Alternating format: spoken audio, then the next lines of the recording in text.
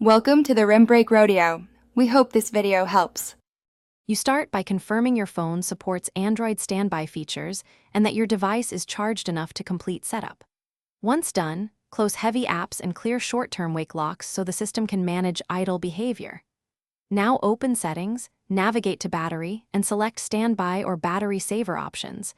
This initiates the standby process. You are doing this to let the OS suspend background activity, so apps sleep, sensors reduce sampling, and you save battery without losing core notifications. Once the basic setup is done, dive into app-level controls so standby behaves predictably. You should adjust app standby buckets or background restrictions for each app that must or must not run. This controls network and CPU access. Next, configure Do Not Disturb schedules and whitelist any apps or contacts that need to bypass restrictions.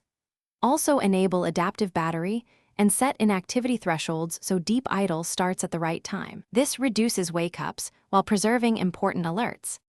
You finish by testing standby over 24 to 48 hours and observing battery savings and notification delivery.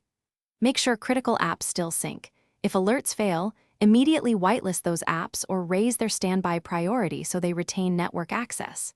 If the phone misbehaves, reboot first, then reset app permissions or battery optimization settings for the affected apps and retest. One key troubleshooting tip: if nothing else works, turn off standby. Confirm behavior, then re-enable it to clear stale.